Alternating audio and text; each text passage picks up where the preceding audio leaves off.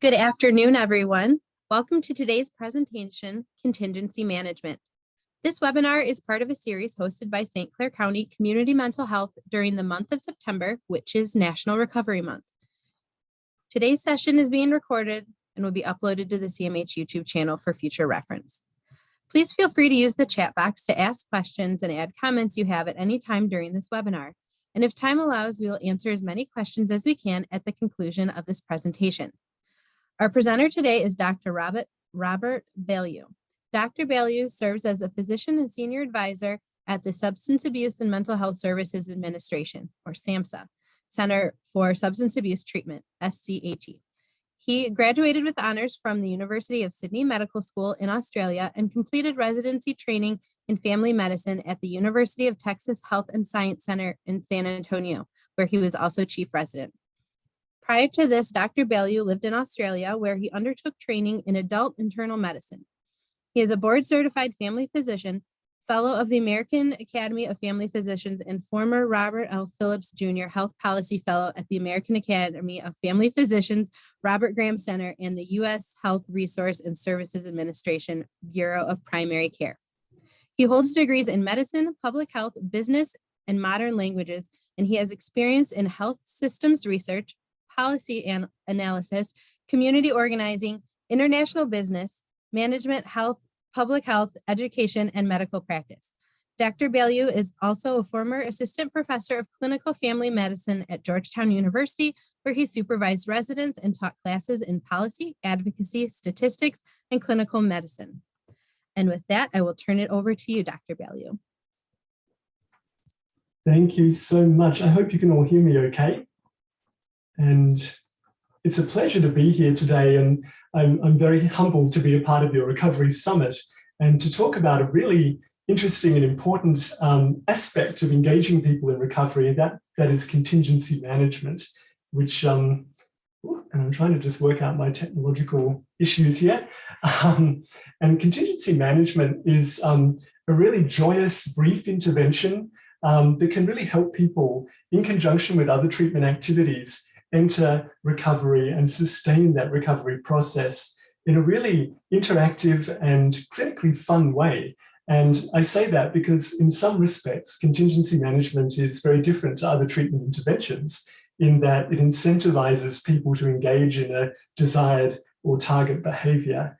So today, I'll be delighted to talk to you briefly about what contingency management is and what it does, and then look at some common questions and concerns around contingency management and address them in a sort of scientific manner to try and better understand how we advance this. And then I'll look at some implementation considerations as well. I'll also talk about some federal funding assistance for contingency management, and there'll be time for questions at the end also. And I look forward to receiving your questions, not only about contingency management, but any other sort of related federal questions you might have as well. So certainly contingency management and the recovery process are closely aligned to the extent that contingency management offers a powerful reinforcement. And in recovery, as we all know, reinforcement really matters because when people are using substances, the reinforcement is immediate, it's reliable and powerful. And while recovery is extremely powerful and empowering, the reinforcements can be delayed and sometimes a little unreliable. Everyone's recovery journey is very different, of course, but certainly there are ups and downs in that process. And what contingency management does, it brings immediate, reliable reinforcement for engaging in recovery-supported behaviors, whether that be abstinence from particular substances or engagement in clinical activities and services. And so that's why contingency management can be really powerful as an adjunct to other treatment interventions. People often ask, what is contingency management and how does it work? Very simply, it's a brief intervention that occurs within the clinical setting, and it should always be offered in conjunction with routine treatment activities. If that person, for example, has opioid use disorder, then of course the standard of care there is medications for opioid use disorder. But contingency management may be an adjunct to this in terms of incentivizing individuals to turn up to the clinic or to even take their medication, such as methadone. The reason I sort of keep mentioning target behavior is because it's really important under contingency management to select that target behavior and to make that the focus of the activity. This is because the target behavior should be measured frequently and objectively. And then if that target behavior is met, an immediate, tangible, and desired reinforcement is given to the individual. Often under the different types of contingency management, which I'll briefly allude to a little bit later on, there's the scope to allow individuals to accumulate voucher earnings or prize-based earnings so that they could potentially receive a desired product or sporting good or microwave or some sort of tangible reinforcement that they desire, not immediately, but later on, but they do have that banked number of rewards. And that sort of speaks to the whole escalation of rewards as well, meaning that if individuals repeatedly engage in the target behavior, for example, substance negative urine tests, then the size of the incentive could be increased each time that occurs. However, if the target behavior does not occur, the reinforcement can be withheld. And in fact, if you're on the escalating schedule, the escalation might revert back to the baseline level, and then the individual receives those escalating incentives as they re-engage in the target behavior. Certainly, one could ask, why aren't we offering this? And certainly there's 20 years of really good clinical research looking at the effectiveness of contingency management in the clinical setting. Nancy Petrie was a real advocate of contingency management, has written extensively on it before her untimely death. And certainly the Veterans Affairs Administration offers contingency management, particularly for stimulant use disorders. But among our federal grantees, and certainly under the State Opioid Response Grant, contingency management is allowable. That being said, the incentive amounts, the per patient per year incentive amount is below evidence-based thresholds. And we at HHS are very much aware of that. So let me reassure you that at HHS, SAMHSA and the Assistant Secretary for Planning and Evaluation are taking concerted efforts to review all evidence relating to contingency management. And that includes the per patient per year allowable amount, as well as different types of interventions that could be offered in the clinical environment. This process, of course, takes time, so I apologize for the delay, but we are working on it. Certainly in the current form and moving forward, there are a lot of sort of medico-legal concerns around offering contingency management. And certainly the first of these is, does the federal anti-kickback statute constrain the ability for clinical individuals or entities to offer contingency management? And do these incentives in the form of cash or cash equivalents risk the potential for enforcement under the federal anti-kickback statute? And certainly the HHS Office of the Inspector General has potentially given conflicting advice around this. And people have sort of settled on the idea that an incentive cap is $75 per patient per year, which is the current cap for the State Opioid Response Grant, is an allowable amount. OIG have clarified that in more recent guidance, and certainly OIG have come to the understanding that any sort of evidence-based implementation of contingency management is something that they need to support. As I said, the current federal limits are $75 per patient per year, and we're aware that that is well below evidence-based guidelines. So we're working very hard to hopefully improve that moving forward. As I mentioned before, there are two predominant types of contingency management. The first is voucher-based and the second is prize-based. Under voucher-based contingency management, an individual and their therapeutic guide will help decide on the target behavior, and that could be attendance at treatment sessions or abstinence from stimulant use disorder, for example. With voucher-based, for every target behavior that it's achieved, the individual is given a base voucher, and that may be of a value of 50 cents initially. But with each successive demonstration of the target behavior, that voucher can increase. The individual could be given 2 vouchers, and then with the next behavior that's reached, 3 vouchers. So they're receiving 50 cents, $1, $1.50. And those can be exchanged immediately or they can be banked, as they say, and a larger reward or incentive is provided later on. And generally, these incentives are non-cash equivalents. So it could be ultimately a microwave, sporting goods, transportation cards, vouchers for different stores, provided that those incentives are consistent with a healthy lifestyle. So no tobacco products, no weapons, no sort of over-the-counter medicines that might cause the individual to feel high. Under the prize-based system, also known as the fishbowl model, the clinic would keep a large bowl filled with often 500 slips of paper, which mostly have reinforcing messages on them, such as well done or job well done, good job. And then many slips, about 100 of them, might have just small prizes like $1 or $1.50. A small number of slips may have a medium incentive prize like $20, and there'll be one slip in the whole 500 slips that have a jumbo prize of $100. So individuals should be told that there is a jumbo slip in there, and that they have the opportunity to potentially receive that. So that encourages that reinforcement. So when it comes to session considerations around contingency management, people ask, how does this play out?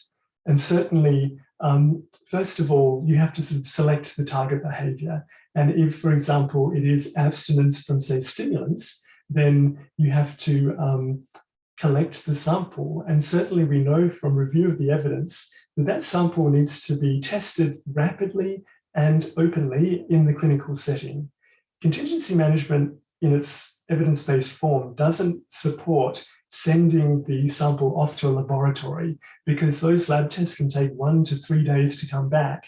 And so the time from providing that sample to receiving the incentive really negates its value. And so we know from review of the evidence that that sample has to be collected, a validated, FDA-approved point-of-care test should be used to test the sample, and then the reward given or withheld depending on the result. Of course, within the clinical setting, it's really important to engage with the individual, so discuss prior abstinence, determine if the individual reports use, whether that's excused or unexcused, and then report the impact of contingency management on the individual's recovery path. So has this helped? Has this not helped? Is the individual still using? Why might they still be using the target substance? Certainly, contingency management should focus only on one target, and certainly the use of other sort of non-targeted drugs. So if someone's a polysubstance user, for example, contingency management will only focus, say, on the stimulant side.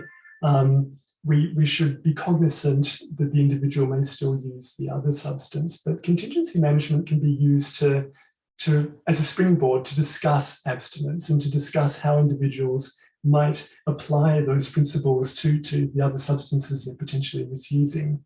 So of course, the big sort of draw with contingency management is to discuss the test results with the individual. And if the target result is achieved, then of course the prize draw can occur, and individuals can elect to potentially have a prize cabinet in the clinical environment. So that means that the clinic should have a sort of locked cupboard of prizes that people know they might be able to receive. And then when it comes to sort of using the, say, fishbowl, for example, there should be some protocols around that too. So individuals should roll up their shirt sleeves or sweaters or anything like that to really infuse sort of honesty principles within the sort of reaching into the bowl, so people aren't hiding any pieces of paper under their clothing, for example. And then, of course, contingency management reminder slips would be issued, and certainly the evidence supports sort of 2 to 3 interventions a week. So that means that if contingency management is being used to incentivize abstinence from stimulants, the point of care tests that exist for that are really good. They can detect stimulant misuse within the preceding 2 to 3 days. So that means that there's good coverage in terms of getting people back to the clinic as they journey on their recovery path. Certainly with cannabis use disorder, the same FDA-approved point-of-care tests have that long window of detection as well. Although early in the course of recovery for chronic users, you may still see positive results, even though the individual has stopped using cannabis. That's because of the way cannabis is stored in the body, of course. And so there has to be some flexibility and thought there around how the clinician would determine that. In the research setting, we see contingency management being used for nicotine abstinence, for alcohol abstinence, and certainly in the sort of FDA-approved point-of-care testing world, there aren't really good, reliable tests. Well, there's urinary ETG for alcohol misuse, but that test is expensive.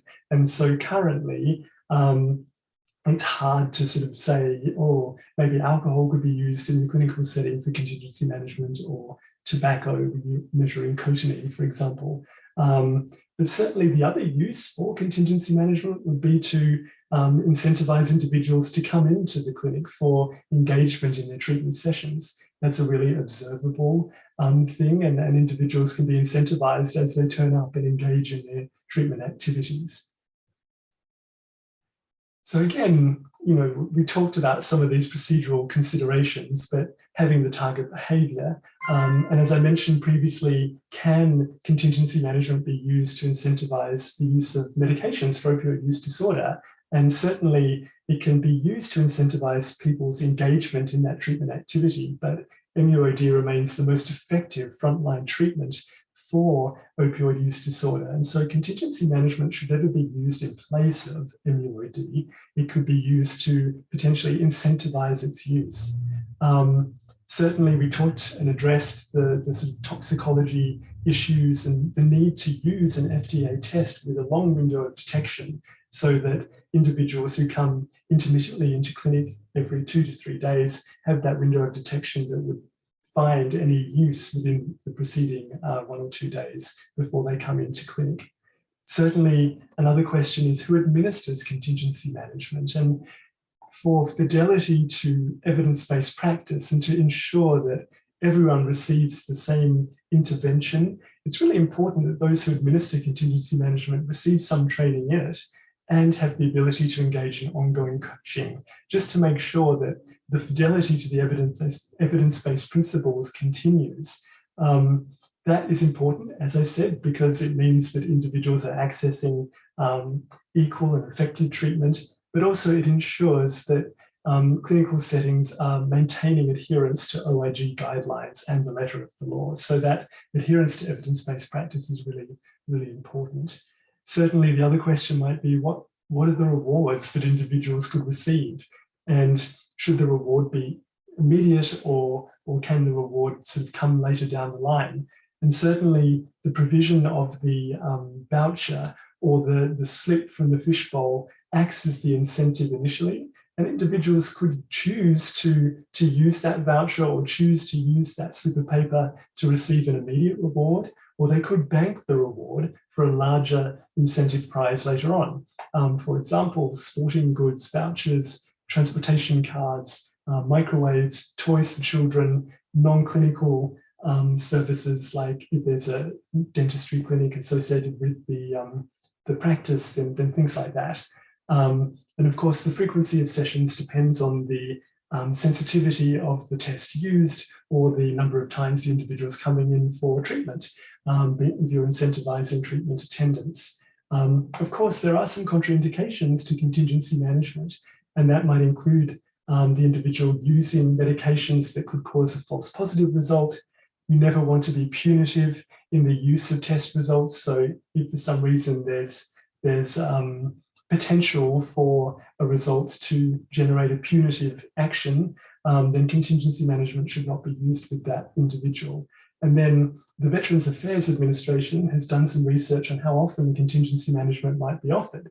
And certainly it should be offered once a year, at the most one and done, because you don't want individuals continuously engaging in this with no evidence of longer term improvement. So If contingency management hasn't worked as a treatment adjunct, then maybe it's an opportunity to find something else for the individual to engage with. There's, of course, organizational considerations beyond these. For example, budgetary support for incentives, and many different states are using different funding sources to fund contingency management activities to evidence-based levels. And certainly for voucher-based contingency management, the evidence tells us that the individual may receive anywhere from $400 to $1,000 in incentives over a 3-month period. And 3 months is generally the duration of the contingency management intervention. With prize-based or fishbowl contingency management, the evidence tells us that individuals will likely receive $200 to $400 in incentives over the 3-month period. The reason the fishbowl model offers potentially a cost saving, dare I say that, is because it engages in a probabilistic model of incentive. To the extent that there are so many slips of paper in the fishbowl, it's highly unlikely, it's 1 in 500 that the individual receive the jumbo prize, and less likely that they receive that repeatedly. So that's why the costs are somewhat controlled using the fishbowl model. We'll talk a little later on about the application of different models, but certainly that's a consideration. And as I said, certain states are using different mechanisms to generate funding for contingency management activities. And federal partners, certainly SAMHSA, currently offers that $75 per patient per year through the State Opioid Response Grant and 1 or 2 other discretionary grants like the MAC-PADOA program, for example. There is the consideration of point of care testing. So, funding that, making sure that you have the point of care tests available. And then thinking about the clinical culture as well, because contingency management is a little different to other interventions that we traditionally offer in the treatment setting. So how do you talk about this type of intervention with clinical staff, making sure there's buy-in, helping individuals understand the purpose of contingency management is really important to make sure the staff are fully on board with the intervention. And then, of course, and this plays into helping people understand the process well, there's the training and coaching considerations that occur. So training is really important because contingency management, although well studied, is often not well taught in professional or medical schools. And so making sure that individuals have gone through training, giving them the opportunity to engage in ongoing coaching is really, really important to ensure fidelity to evidence-based practice, but to ensure that individuals are adhering to the letter of the law as set out by the Office of the Inspector General. So some common questions around contingency management always arise. And the first is contingency management bribery? And certainly the definition of a bribe is the provision of a financial or material incentive to make the recipient do something that the provider of the incentive wants them to do. And this is certainly not the case with contingency management. Contingency management is a clinical healthcare intervention where it's the recipient of the incentive who does the activity in their own best interest. There's no sort of understanding that the individual is doing this for the treatment team. The contingency management activity is purely undertaken for the benefit of the individual engaged in the activity. It's also an evidence-based intervention for substance use disorders, which are potentially fatal. So there is a risk if you withhold contingency management, that could be an ethical downhill spiral. Another sort of statement we often hear is, isn't contingency management paying someone to do what they ought to do if they're engaging in treatment? And when one pays another, the payor is compensating the individual receiving the incentive for performing a behavior which most often is undertaken in the interest of the payor. So that, again, is not the case with contingency management. It's the patient who is receiving the incentive for engaging in something that helps them. It's entirely patient-focused, and that client focus is what makes contingency management a really wonderful, empowering intervention. And certainly this sort of activity where you're incentivizing someone to undertake a particular behavior is partly how we all learn. We all grew up being offered a candy or some sort of good reward for doing something that a guardian might want us to do. The other question, more clinical question we often hear is, does contingency management diminish internal motivation for recovery? And there's a lot of evidence looking at this individual question, and the overwhelming majority of that evidence really says that contingency management does not reduce internal motivation. And certainly recent evidence from a 2021 meta-analysis revealed that contingency management, its positive effects on abstinence in particular, were evident for as long as 1 year after the treatment intervention ended. So what contingency management does is it helps people find joy in an activity that they are being helped with. They're being helped to engage in recovery, and contingency management provides that immediate incentive for engaging in a really positive recovery-oriented activities. So it's always really exciting to see individuals engaged in contingency management, because initially they may be a little reticent, but as they start to accumulate incentives, they really have a sense of fulfillment and accomplishment. With the fishbowl model, where people receive the simple, positive affirmation on the card, for example, good job or well done, that can be incredibly meaningful for the individual, because often they've not received that type of encouragement before. And you hear all sorts of stories of individuals engaged in contingency management saying, it was great, it was really meaningful for me just to hear, well done, or good job, keep it up. And so people, whether they're receiving a financial incentive or even just a motivational piece of writing, they benefit from it immensely. And that really helps that internal motivation for recovery to continue well beyond the end of the intervention. And then, of course, that raises the question, do the benefits of contingency management stop when you stop the intervention? And we have partly addressed this, but certainly contingency management is among the most effective treatments for promoting lengthier periods of abstinence during treatment. And we know that the longer the duration of abstinence during treatment, the greater the likelihood of long-term abstinence following the treatment intervention. Contingency management, as I said, really reinforces the patient's efforts at living without the target substance. And the longer that period, the greater the likelihood that the patient will begin to experience reinforcements aside from contingency management that sustain their recovery behavior. They start to engage in treatment, they start to engage in their community, they have home, purpose, health. It really helps these individuals to understand the rewards of life beyond substance use. The other question is, will the incentives from contingency management be diverted to support substance misuse? And certainly the initial incentives, the pieces of paper that individuals receive as a voucher or a prize, they're cash equivalents. They're not cash given to the individual. And certainly individuals should never receive direct cash, because that would be in violation of OIG rules.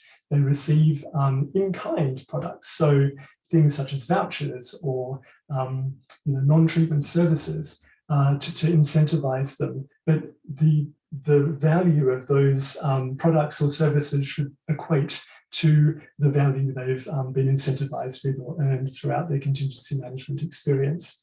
So certainly a lot of research has sought to answer that question, will there be diversion?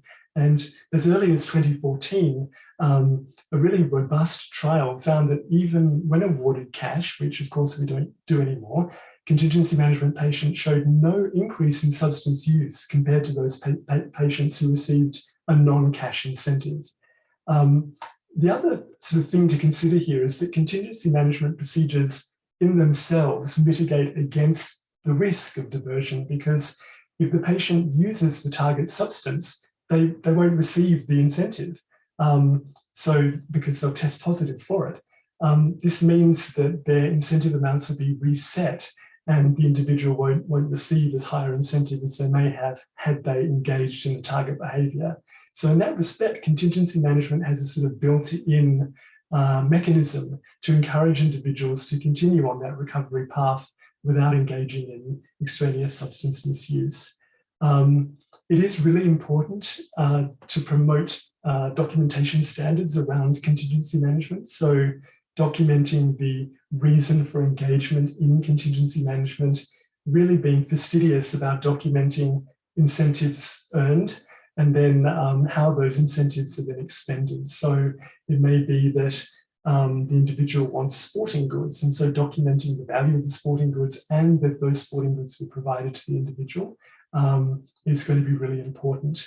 There's a lot of research looking at different populations and cultural adaptation around contingency management.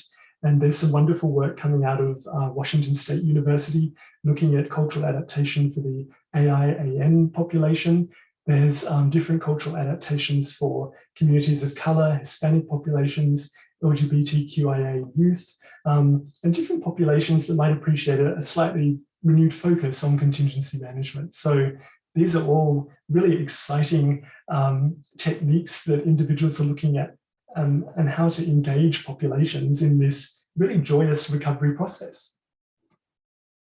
So when it comes to the evidence for contingency management, we know from over 60 years of research. It all started with a sort of view in the 1940s where people were given tokens or a token economy for engaging in a particular behavior. And then they found that the token economy encouraged a recovery behavior. And then this research took off from there. So really over the last 20 years, that's augmented quite substantially. And we have a really robust body of evidence showing us that contingency management is effective across substances, it's across genders, populations, including justice-involved individuals, the homeless, people who are pregnant, and of course different income levels as well. So individuals who have a lot of resources do equally as well as those with very few resources when engaged in contingency management.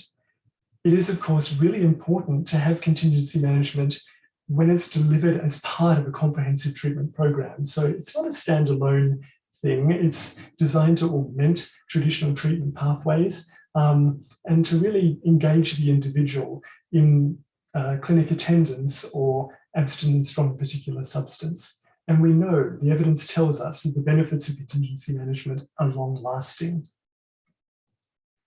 As I mentioned before, the US Department of Veteran Affairs has included contingency management among its treatment options since 2011.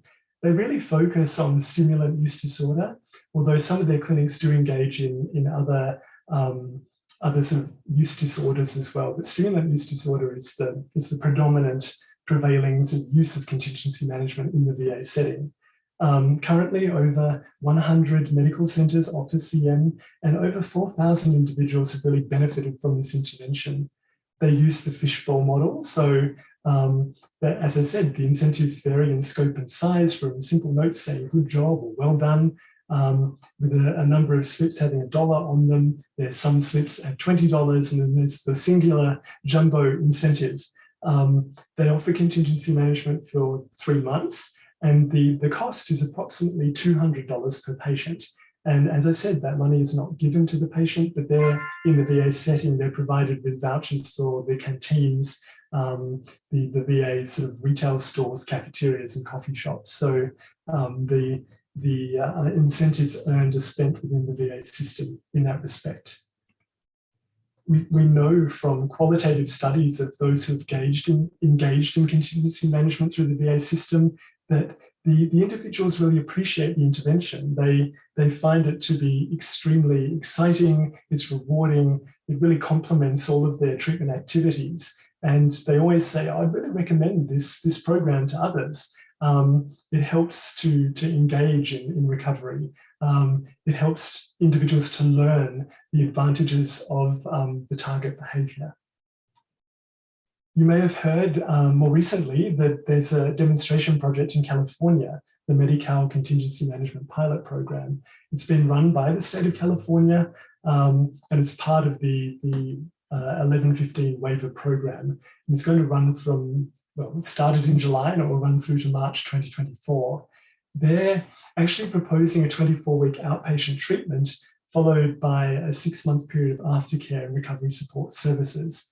And within that context, they're looking at 3 months of twice weekly visits, and then that sort of changes from weeks 13 to 24. I think California wants to use the voucher-based method of contingency management, and they're promoting a really robust education program. So those who wish to provide contingency management are asked to undergo a really intensive period of training, which is an initial training and then follow-up training and then ongoing coaching as well, just to answer any questions, to make sure that individuals are showing fidelity to the evidence and that they're helping individuals. And the coaching provides an opportunity for providers and practitioners to pose questions to overcome any barriers found in the clinical setting. And then they're also looking at how to distribute incentives. And I think at the moment they're looking at a sort of app-based, almost like a credit system, whereby people can bank their incentives in the app and then exchange them for very defined products down the course.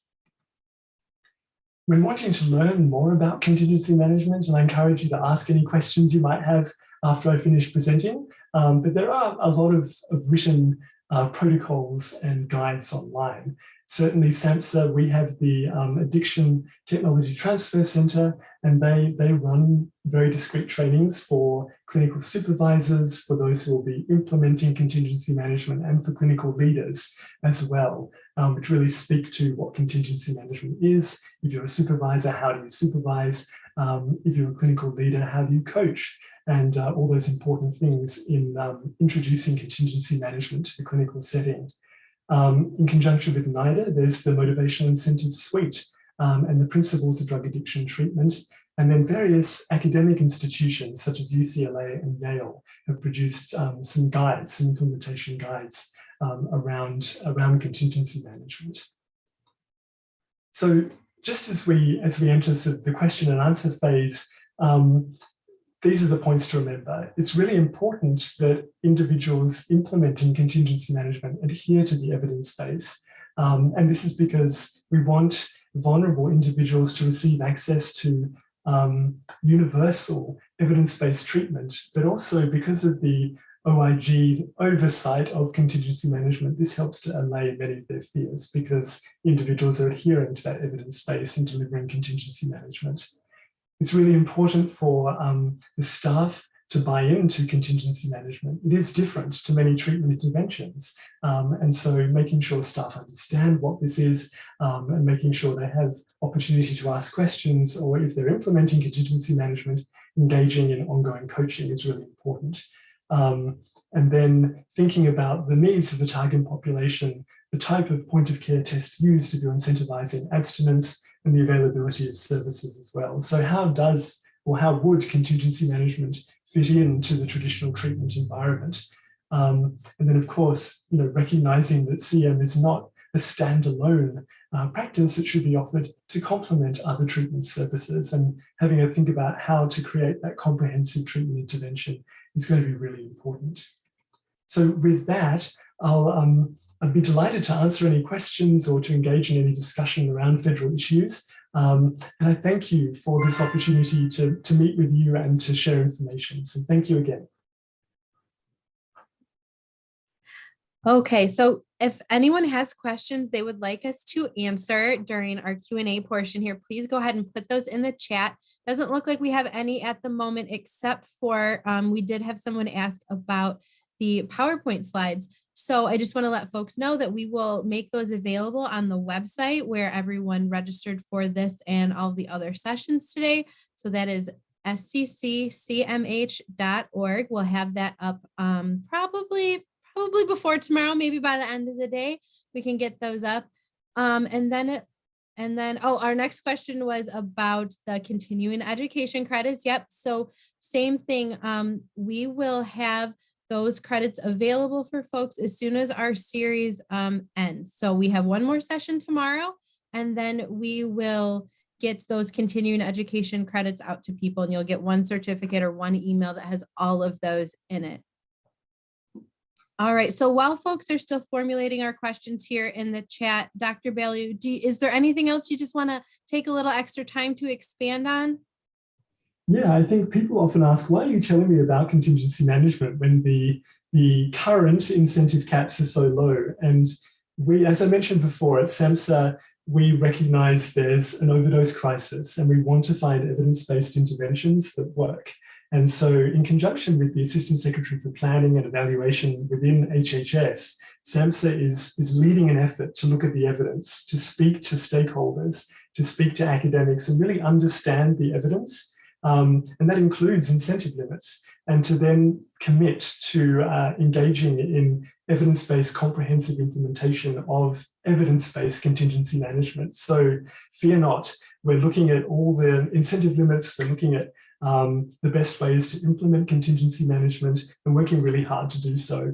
It is a really lengthy process because there are so many stakeholders involved, and you know what it's like in government. It sort of can take a long time to smooth everything out. So I sort of simply come to with such gratitude to talk to you all today about contingency management, to get you thinking about it. And certainly within the state opioid response grant, there is some flexibility to engage in contingency management. And while the current incentive limit is $75 per patient per year, you know, that is, it's okay. We have a lot of people implementing contingency management at that amount, but we do hope to work on more evidence-based programs in the future. So certainly from a federal perspective, there is support for contingency management. Other states have taken it further. They use their $75 from SOAR, for example, but then we'll find alternative ways to augment that. So another state is using some tax revenue to augment their prize-based contingency management at the state level. And in doing so, they share the view of SAMHSA that training and coaching are really important. So at the state level, they're coordinating education and coaching activities to meet the need of practitioners engaging or implementing contingency management. And then many of these states are engaging in sort of evaluations and outcome measures too. So there's a lot of interest in different areas in this intervention. You see that one? Excellent. So we have a question here in the chat, and it says, what happens in these sessions if you are using it as complementary to other therapeutic modalities? Yeah, that's a really good question. So the basic application of contingency management doesn't really change, meaning that the individual will have a target behavior, and that may be simple attendance at treatment, or it could be taking methadone or buprenorphine.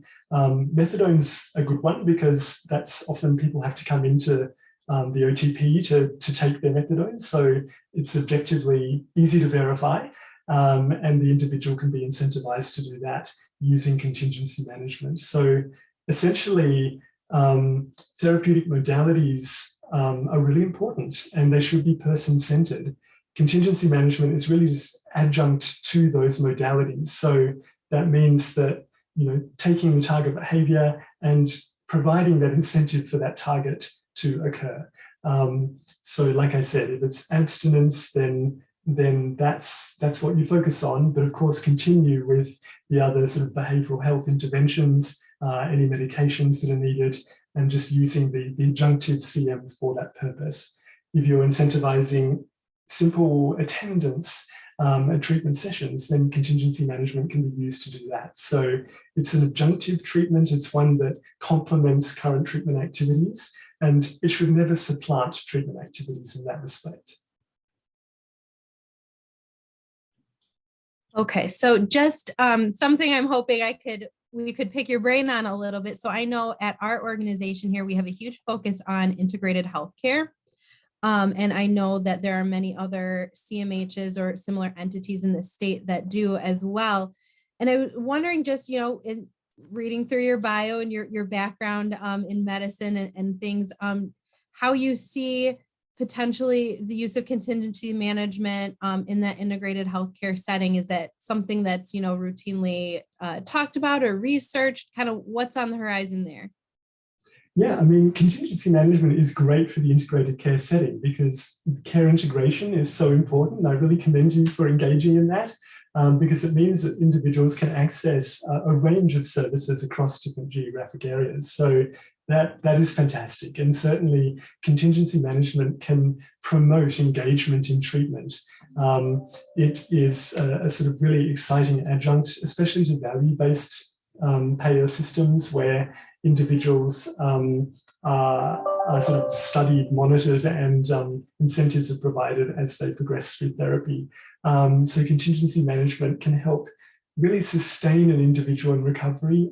It introduces the individual to the benefits of recovery in a manner very different to other treatment interventions. It has that reinforcing aspect that I discussed, to the extent that, you know, when the individual is using substances, the rewards of that are very immediate. People develop this psychological dependence on substances because of that immediacy of rewards. It's predictable. They know how they're going to react to the substance. Recovery is, you know, extremely empowering. It's a wonderful journey, but it is unpredictable at times. And what contingency management does is provide an element of predictability. It provides that incentive to engage in the treatment setting. So with integrated care, where there's medications for opioid use disorder, the counselling, the cognitive behavioural therapy, case management, social work, housing assistance, all of those things, contingency management can work within that frame to promote a singular aspect. So whether it be engagement in treatment or engagement in taking methadone, for example. Methadone is a really great one because the individual turns up to the OTP to receive their methadone, and that's a really observable, it's a really scientific way to sort of say, you've achieved your behavior, here's your incentive.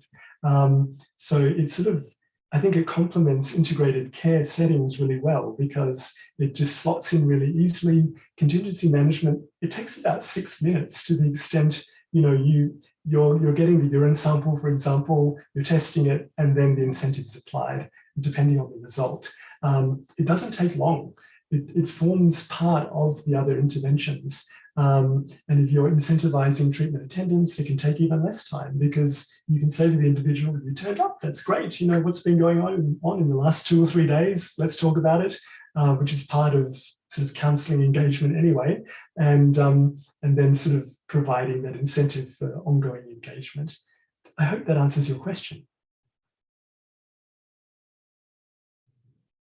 Absolutely. Thank you for that. Something that I've seen some of our presenters do over the course of this series is maybe talk a little bit about, you know, books folks could read, reading lists. We had a presenter yesterday that shared some books at the end of her session for people that were, you know, looking to dig in to this topic a little bit more. So besides the that great reference list that you had that folks will be able to look at when we get those slides out on our website, reading list, books to read, how do we dig deeper? That's a really good question. I wish I could give you books to read.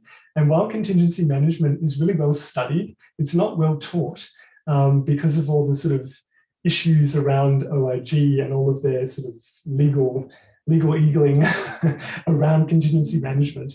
We are working with OIG within HHS to try and smooth over some of those issues, so that when we hopefully eventually roll out evidence-based contingency management, all of those issues are taken care of. Individuals will have certainty in the field around application of this. What I encourage individuals to do is to use PubMed or Google Scholar to think about, you know, how their target population and how contingency management might apply to them. So using that PICO technique, the patient intervention comparator outcome, you can really sort of Google or PubMed or Google Scholar relevant contingency management articles to your population of interest. That's the really sort of scientific deep dive.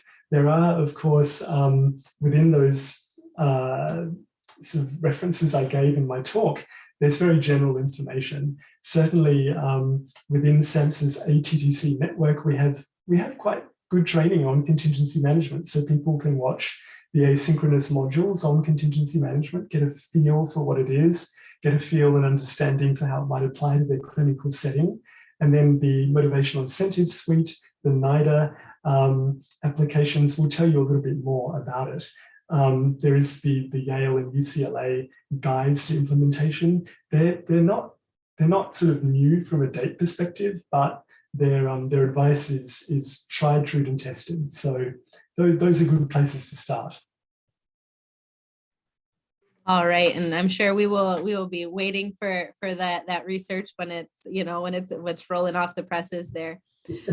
So a question from the chat: is the psychological aspect of contingency management more effective than the monetary value of the gift?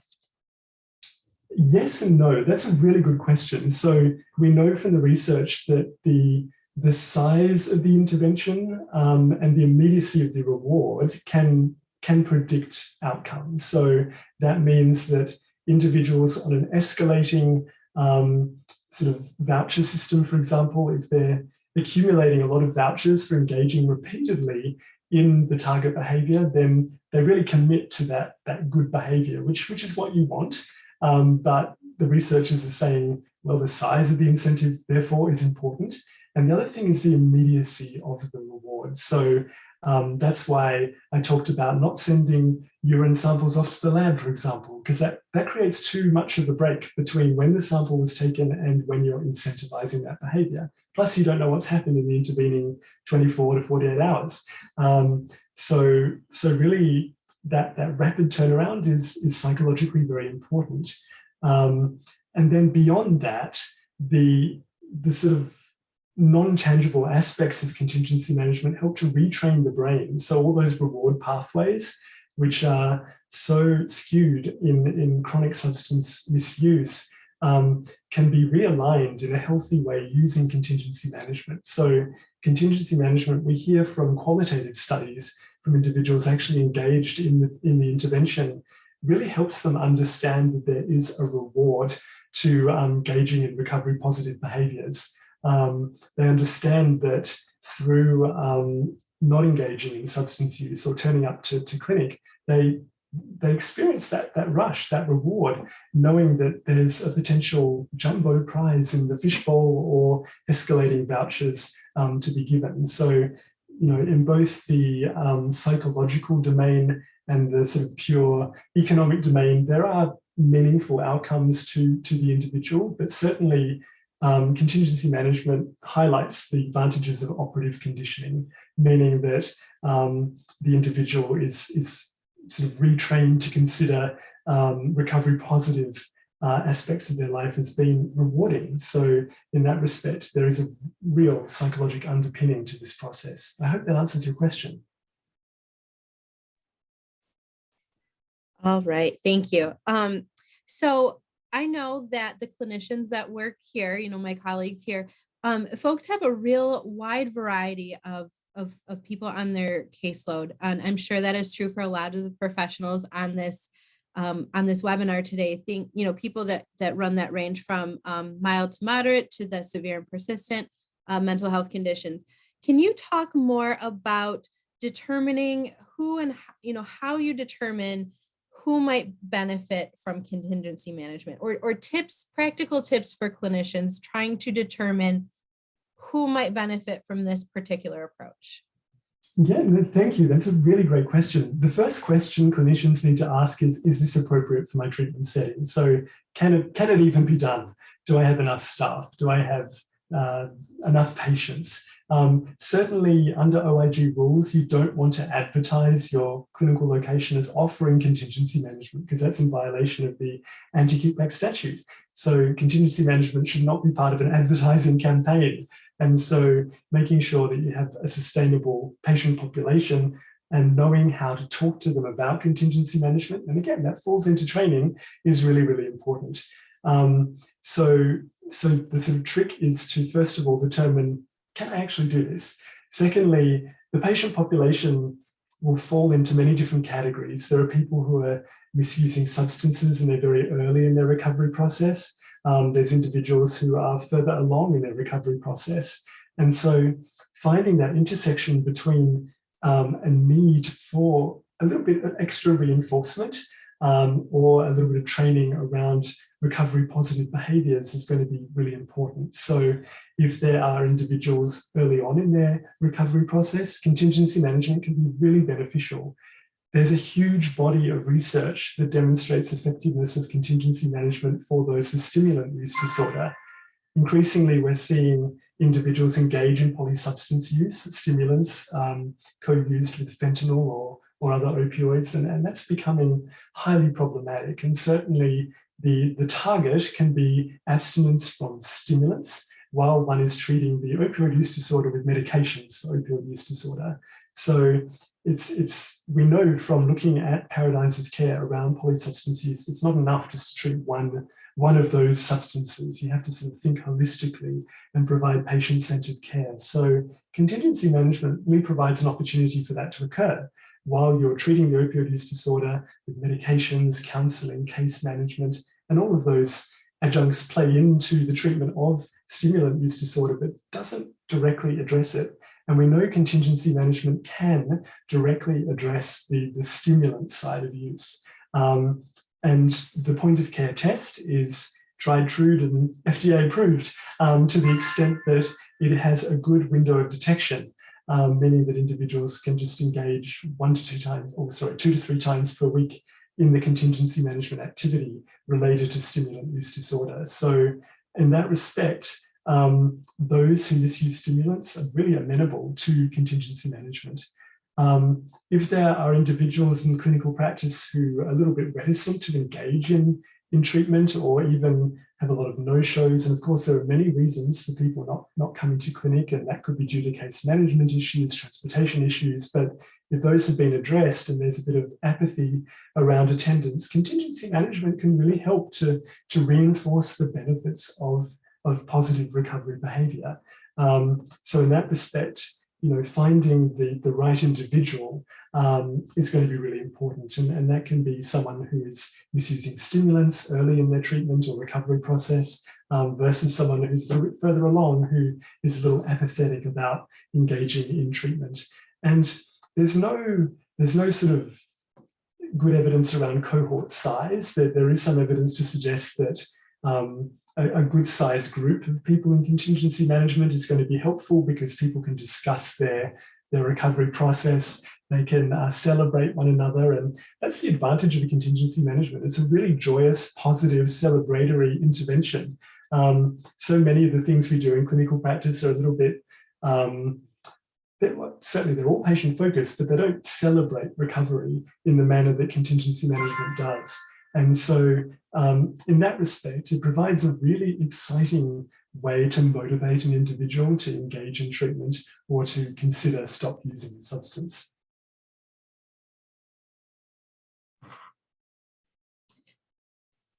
All right. Well, I just want to thank you so much for your time and your information today. This has been wonderful.